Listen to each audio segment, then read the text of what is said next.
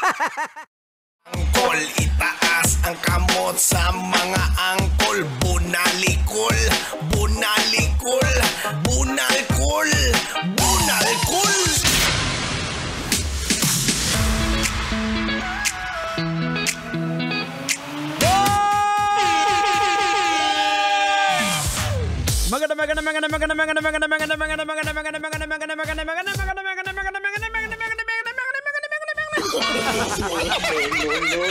Magandang gabi, Metro and Mega Manila. Check your love radio tic-tacs. Oras natin, 6:31 na ng gabi. That's right, mga kabisyo, sa mga pauwi na ng bahay nila. Make sure lang na dapat hini-heads up mo si Mrs. Para nang sa ngayon, pagbukas pa lang ng pintuan, naka-upsleep na. Di kaya ano patang? Kung hindi upsleep tang, anong suot? Ay, siguro, naka-kamison. Alam mo ba kung yung kamison? Kamison, lumang-luma Anyways, mga kabisyo, isa pong napakagandang hapon sa inyo lahat. Hapon, gabi na pala, pambihira naman. Sana okay pa sa all right ang mga kabisyo po natin nakatutok sa atin ngayon. Eto, hindi na natin patatagalin to. Masarap usapan natin to dito. Pag-usapan na natin to!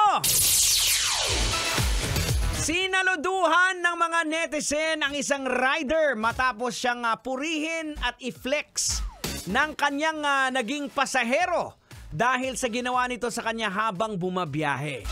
Ang sabi ng ayon sa post ay ang sabi ng pasahero ay ganire. Ayan. I've noticed. Sabi niya. Eto. I didn't note. Teka lang. Ano may sabi ito niya? Ayan. On my way to work last night, nag-book daw siya ng ride na si Romel, ang kanyang rider, dahil na-overwhelmed daw siya ng kanyang mga obligasyon sa buhay. Naiyak siya habang bumabiyahe. So hindi niya napansin na napalakas na pala yung iyak niya kasi naka-earbud siya. Until na tumigil daw sa sidewalk at nagtanong si yung rider na si Kuya Romel. Ang sabi niya, "Ma'am, okay ka lang? Anong problema mo, ma'am? Kahit di tayo magkakilala, ma'am. Labas niyo lang sa sama ng loob niyo, makakagaan niya. Gusto mo, pakilala kita kay Jesus Christ?" At bukod pa rito, sabi pa raw ni Romel na ipagdarasal niya daw ito. At pinag-pray nga siya ni Romel habang nasa biyahe sila. Galing naman, di ba? Big shout out sa iyo, Boss Romel. Eto, hindi na natin patatagalin. Tang, logican na natin to, Tang. Ay, sige. Wag mo nang patagalin yan. Logican mo na yan. Logican na yan. Logican na yan. Alright, mga kabisyo. Logican na yan. Anong leksyon ang ating mapupulot? Anong aral ang ating madudukot? Boards! Kailangan pa bang i-memorize yan?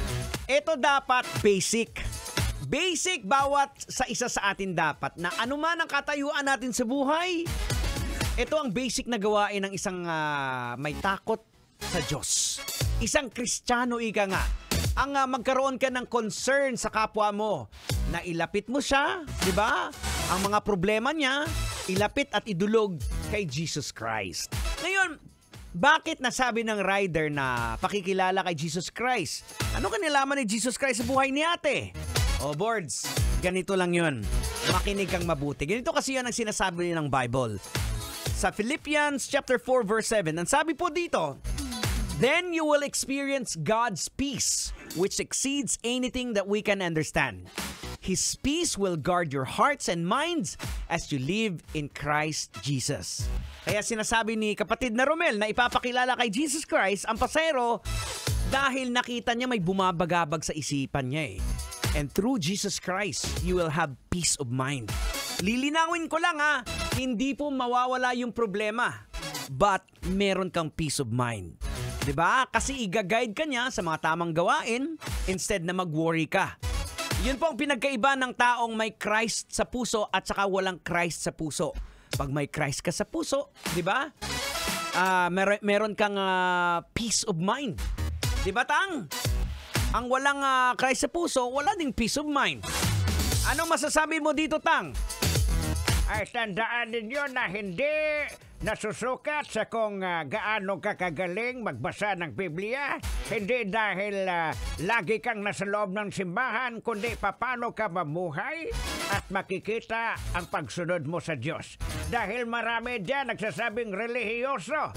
Ay kunwari, madili lang ng bayad isang araw yung may utang sa kanya. Ang dami ng masasakit na salita. Aragoy! Maluoy ka! Ay nako, yun yung mga tao na mga ganyan tang yung nire-recruit sa impyerno. 35 minutes makalipas sa oras ng alas 6 ng gabi. Tuloy-tuloy ang bakbakan dito po sa 90.7 Love Radio. Kailangan pa bang i-memorize yan? Basic! Kailangan pa bang i-memorize yan? Love Radio. Basic!